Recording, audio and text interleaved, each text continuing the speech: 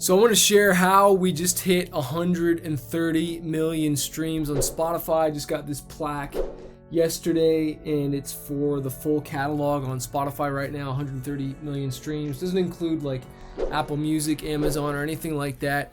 But I want you to know that I started out at 0 subscribers. I go by the Artist Manifest, also known as Chris Greenwood. I'm the CEO of Smart Music Business, and I'm still making music full time today.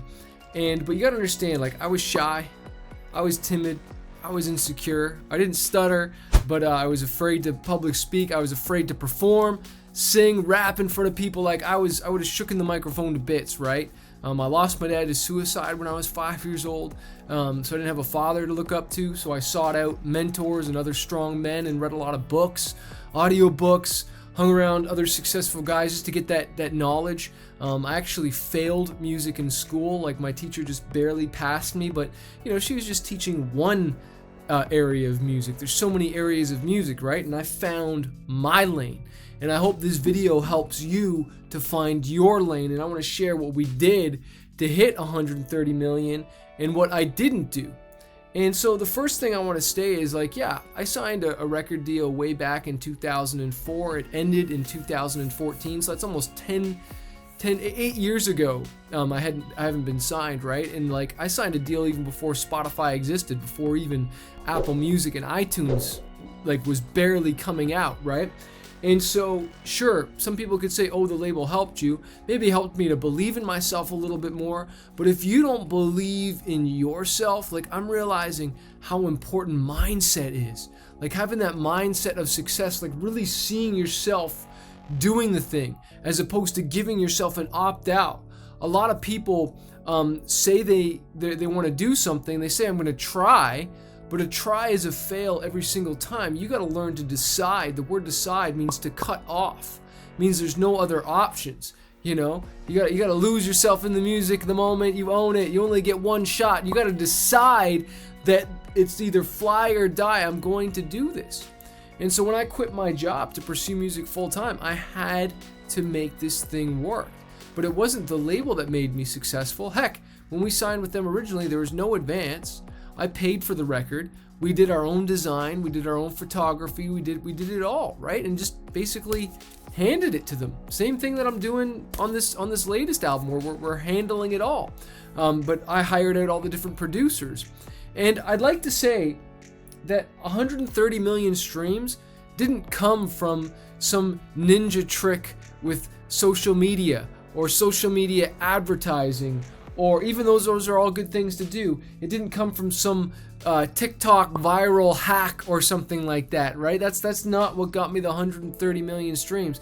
It didn't come from me spamming other people's posts and commenting and trying to work harder. It was from working smarter.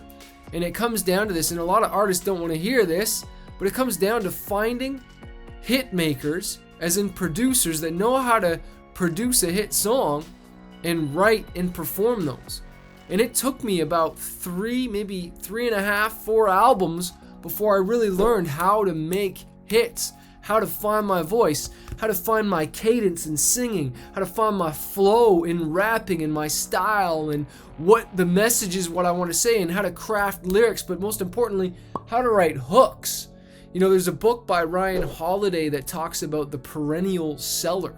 And it's the idea of creating something that has longevity, that sells over a long period of time. We think of those classic movies like Star Wars that are just, they sell for a long time. You think of these hit songs that just continue to sell. I quoted Eminem's lyric, "Lose Yourself." It's a hit song that'll continue to be a hit forever. There's songs that are just hits. I think of some of the Beatles songs. I think of some of Michael Jackson stuff. Insert your genre. There's artists that have been around for a long time that continue to sell. People continue to stream their songs because they're perennial hits. It's the idea that it has longevity. It's quality. Quality, not quantity. Releasing a song a week isn't what got me here. Releasing a song a month isn't necessarily what got me here. Releasing a good song with a strategy helped me get there. One of the ways we saw a really big lift, and been preaching this for forever, is collaborations. Working with other artists. I did not get here alone. All right? I didn't produce this record myself. I hired people to do the things that I can't. I hired the people to make certain songs better, to rewrite the choruses if I needed to, right? Hired the right producers, the right mix engineers, got the right feedback from the right people to make sure the songs were great. The one big mistake that I made on this album is that I Run With Wolves is the name of the album, right? And this is actually all my songs, right? But on my recent record, I Run With Wolves, we made that the title song, and we made a music video for it and spent $5,000 on the music video. And it turns out that that song wasn't even the hit, you know, but yet we put all the money behind it. It's maybe just starting to recoup now, right, from all the investments. But I did do Facebook and Instagram ads. I did do Spotify ads. I did hire certain curated and pitched my songs to Spotify playlists, the legit ones. We didn't do any bots or anything like that because Spotify just rips them off and you could end up getting blacklisted. So there's no way I'm going to mess around with stuff like that. But I can't tell you enough how important the hit songs are. But then it's important to market those songs and get them out there. I don't have the album in front of me, but I have an album called Stones, and there's a song called Firestarter on there, and that song was a hit. But until we promoted it long enough, and Spotify's algorithm grabbed a hold of it, and then finally, poof, shot through the moon, right? And it went from getting like 2,000 to 3,000 streams a day to 21,000 plus streams a day. We had another song that's a perennial streamer, a perennial seller, like Ryan Holiday likes to say. A song called Edge of My Life. It came out in 2014, right?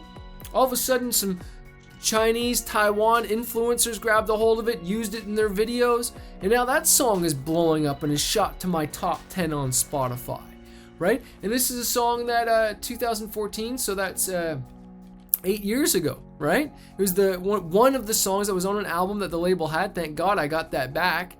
And that's the only reason I'm still here and even able to teach and train you, is because when I did sign a deal, I signed a licensing deal. So that meant the label had rights to the record for a certain period of time, and then I got those rights back. I got my masters back, which is so important because that means that I get all the money from those songs. If the label still controlled that during that time, I only got, 20-30% of the sales? I can't live off of that, 20-30% of the sales, unless it's millions and millions and millions and millions and more millions of streams than that, right? And so thank God that I own my stuff. And so I want to encourage you, the more you can own your own masters, whether you have to borrow from a bank, take a loan, you get a job, make the money, and then invest so that you can keep the equity in your music, that's what you want to do. And that's how we got there. But it's not just making hit songs. You've got to market them. We do run YouTube ads. We have gone to radio very strategically. We have put all the marketing in. And what I like to say is, if you spent $10,000 making an album, then you want to spend at least 5 times that marketing it. That's 50 grand. Yeah. You know, if you want to get out there, if you want to break above the noise, now you can't just go and waste that and blow that money. Like I told you, I wasted $5,000 on a music video that did nothing so far. And I found it because it was the wrong song. But you won't know until you test and get your music out there long enough to even get any feedback so that you can pivot. But I can't tell you how important it is that this is a mindset game. You need to believe in yourself. Even like I could just say, oh, well, that wasn't the hit song, I'm going to give up. No, maybe there's another song in here. There's a song called Ups and Downs right now that we're promoting because we believe it's a hit and we believe not enough people have heard it to kind of tip the scale, right? Like there's this thing called inertia, right? And it's basically an object remains at rest until some type of acting force has pushed it enough for it to launch. And I think of a dead plane, like a plane that's just sitting there. And so to get that thing to move, it has to go fast enough, long enough, until finally it pushes through gravity, pushes through the air, and lift. Well, it's the same thing with a song or an album, right? It's really a song that you're promoting, because albums don't sell albums, songs sell albums. You need to promote a song long enough and hard enough to find out that it's a hit so that it can take off. But so many of you start to promote it and it starts to take off, and then you stop, and then it goes back down again. You need to keep promoting and keep promoting and keep promoting and keep promoting until that thing lifts off. And that takes some serious focus. Follow one course until successful. That takes some resilience. When some people will say it's not a hit, just because it's not a hit for radio doesn't mean there's not a fan base out there. Just because a Spotify curated playlist rejects you, and you want to know how you know if it's a good Spotify promotions company, is if they say no and they're not taking every single song. One of my students, I pitched 2 songs and they rejected both of them because they weren't a good fit. But I know from one of these students that one of those songs is a freaking smash hit. It's just that that's just not the right marketing play. And that was just one avenue to promote that song on Spotify. That song is still a hit on Spotify. We just need to find the right influencers for him and the right network for him, and it's going to freaking blow up. It's already got almost 1 million streams as of right now. And so I want you to know that, like, just because someone says no to you doesn't mean there's not another open door. Doesn't mean there's not a niche market. And the more niche you are, the better. And we just got to find your audience. And that's one thing I do on my coaching calls a lot with my students, is like, let's sit down. Like, I was helping a meditative kind of yoga music person. Then I was helping a girl that was doing like more chick rock, metal rock. I was helping another guy that does kids music, another person that does more like classic rock. Like, we've helped so many genres and helped them find what it is, like what path they should go down, because it's different, right? Like, it's not cookie cutter. Yes, there's certain things that we all need to do that are best practices, but then there's just some opportunities that you have with your music that I just don't have, because you have a different audience than me. We don't have the same audience, and that's okay. So we got to figure out, what is the audience for you? Like, where's the best things to do? What are the best marketing avenues? Where are you going to get the best ROI of your investment? And if you're tired of wasting money on the wrong marketing plays, you need to come to our next Spotify challenge. Go to 10xyourfanbase.com/live challenge. Get a VIP ticket so you can ask me any questions you want for 5 days straight. I charge over $1,000 an hour, and for 5 days straight, you show up every day with your camera turned on over Zoom, ready to ask questions, get a VIP ticket, and come get your mind blown. Then we give a full 100% guarantee on this, and you can ask for a refund if you don't think it was worth way more than you paid. All right, but I want to encourage you. You can do this. 139 million streams. That's cool, but like, I want 1 billion. You know, I want 1 billion. You know, like, it looks like I'm 13% of the way there. And you should have big goals, because it's not that artists set 2 goals or set goals too big and miss it. It's that you set goals too small and you hit it. You need to aim higher. You need to think bigger. You need to think bigger about yourself. You need to have a bigger dream. And how do you do that? Surrounding yourself with other like-minded people. And some of these people that I talked about are part of my Inner Circle program. And if you even want to get in that, well, then you need to join the challenge first, so you can see and apply to see if it even is a good fit for you. All right. So hey, go to 10xyourfanbase.com/live challenge. I look forward to seeing you on that Spotify challenge and blowing it up for you. Peace, yo. My name is Cynthia Locke, and I'm from Vancouver, Canada.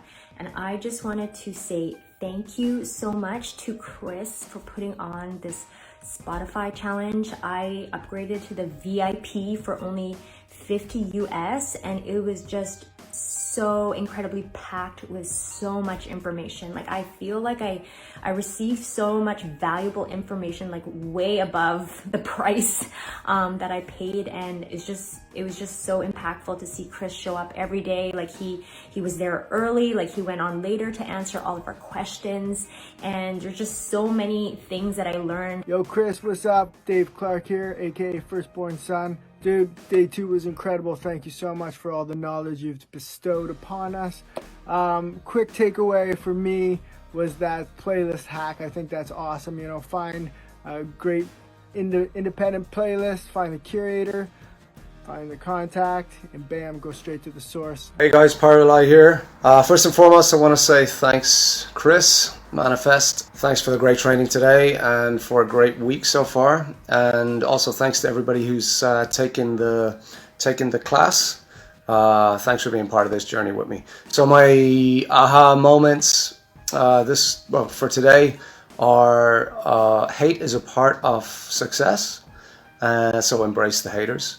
The second one is it's crowded at the bottom but not at the top. And thirdly, life is not a dress rehearsal. Okay, so I also wanted to show you what I've got on my wall here. One life, one chance, no regrets. And if you zoom in a little closer, future rock star. So hopefully that's a bit of inspiration for you guys. See you tomorrow. I would like to have a testimonial for Chris. I had that week with him to grow the fan base on Spotify, and that was amazing. But when I say amazing, man, he gave all his heart to give us the most of him and the most for us to grow.